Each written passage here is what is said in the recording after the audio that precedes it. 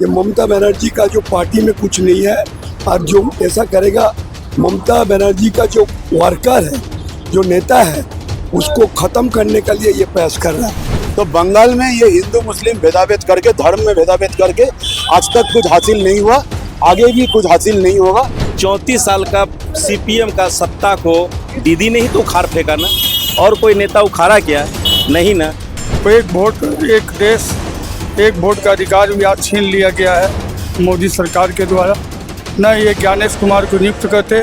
देखिए, आज Bengali new year है, जो बंगाली में हम लोग बोलते हैं शुभ नववर्ष। तो आज हम सब लोग सेलिब्रेट कर रहा है पश्चिम बंगाल में ये जो बंगाली न्यू ईयर है इसके तरफ से। तो फिर इलेक्शन भी नजदीक है, तो ये जो नया ईयर है क्या होने वाला है ये न्यू ईयर में, तो चले ये बात करते हैं ये सभी लोग से, दीदी या मोदी क्या होने वाला है ये जो बंगाली न्यू ईयर है इसके बारे में।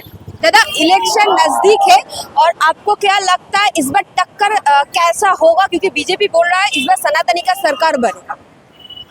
बीजेपी क्या बोलता है उससे कोई मतलब नहीं है। हम लोग देखते हैं बीजेपी 3 बार इस तरीके से ममता बनर्जी का विरोध में बहुत कुछ बोला है, और ममता बनर्जी का विरोध में बोलता था, इलेक्शन में आकर के मंच पर वो तो सह लेते थे, मगर सब भी सोचता है इलेक्शन है, चलो हमको ममता को वोट देना है। कोई सोचते थे नहीं हमको बीजेपी को देना है। That is another thing.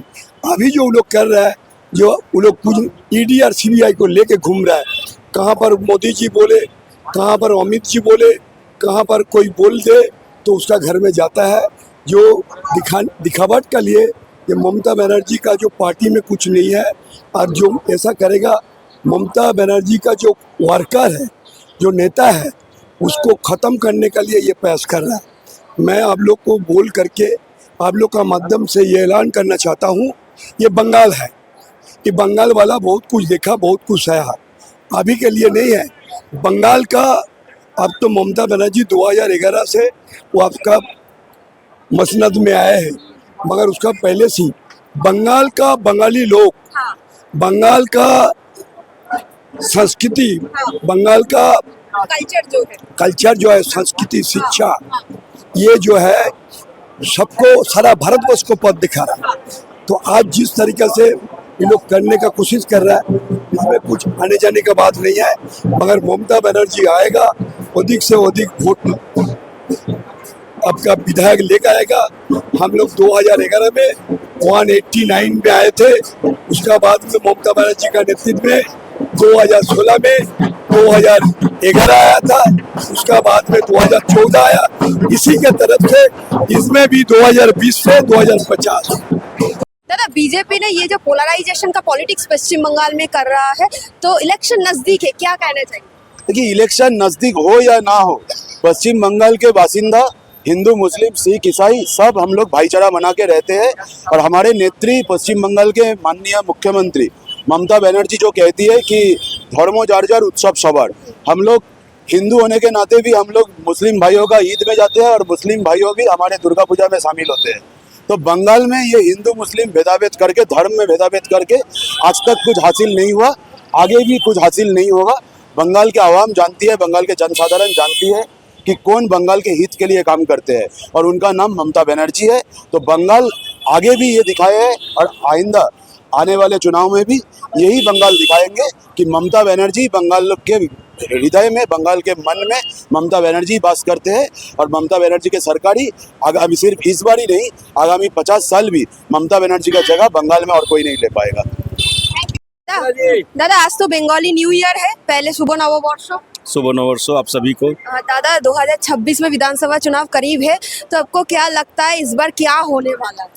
इस बार अब दीदी रिपीट कर रही है, चौथा बार रिपीट कर रही है दीदी। अच्छा, मतलब क्यों? क्योंकि दीदी का काम किया हुआ है। अच्छा, दीदी का काम किया हुआ है, दीदी से बंगाल वासी प्रेम करते हैं, उनको आदर करते हैं, सम्मान करते हैं। आप याद करिए ना, जब 34 साल का सीपीएम टाइम में जब ये बंगाल बहुत ही दुखी था, मैं तो कहूँगा बहुत ही दुखी था, तब दीदी को आह्वान किया था लोगों ने। दीदी उस टाइम सबके साथ खड़ा होकर के 34 साल का सीपीएम का सत्ता को दीदी ने ही तो उखाड़ फेंका ना, और कोई नेता उखाड़ा क्या? नहीं ना। कांग्रेस में वो चीज़ था नहीं, बीजेपी उस टाइम था ही नहीं, तो आज दीदी को क्यों? और दादा एक डॉक्टर ने बोला जय श्री राम बोलेंगे तो 500,000 रुपये, 500,000 नहीं लगेगा, 500 नहीं लगेगा, ये जो फीस है। तो मतलब ये जो डॉक्टर है ये इसमें भी पॉलिटिक्स हो रहा है, मतलब बीजेपी इसमें भी पॉलिटिक्स कर रहा है। देखिए वो तो धर्म के बात है, धर्म के साथ तो उनको नहीं बोलना चाहिए।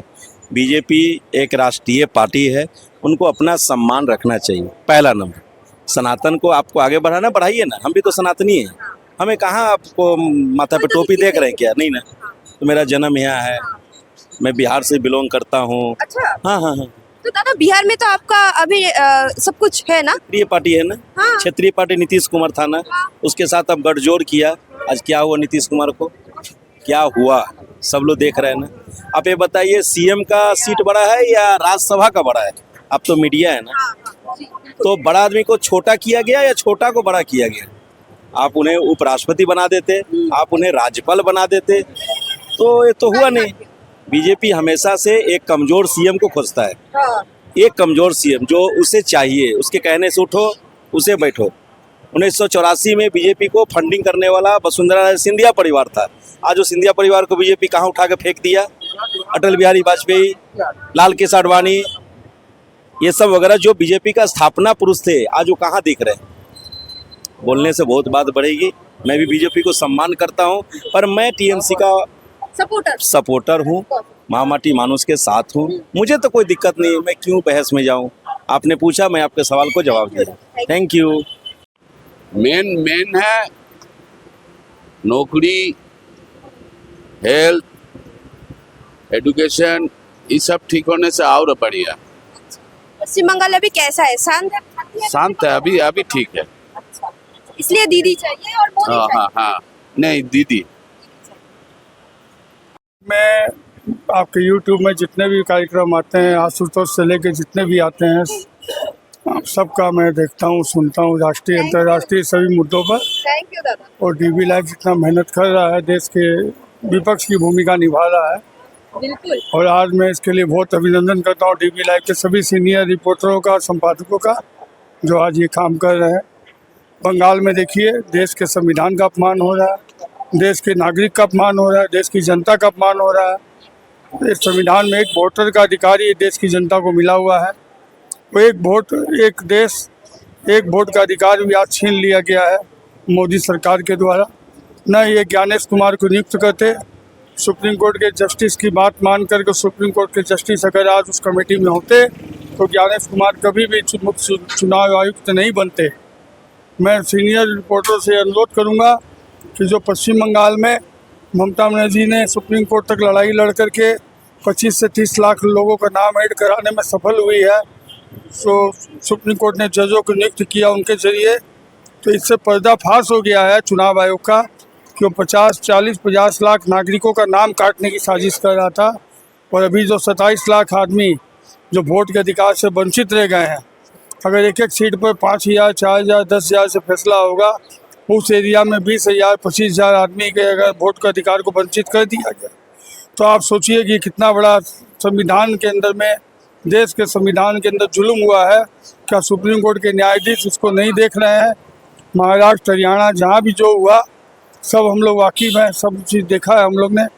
तो आप लोग से अनुरोध है कि कम से कम ये जो हो रहा है कि देश के किसी अन्य राज्य में चुनाव के कानून के नाम पर थोप दिया गया और इस तरह से देश के पश्चिम बंगाल के नागरिकों का अपमान हुआ, ये पूरे देश के नागरिकों का अपमान हुआ है जो 27 लाख वोटरों को वंचित किया गया। नमस्कार।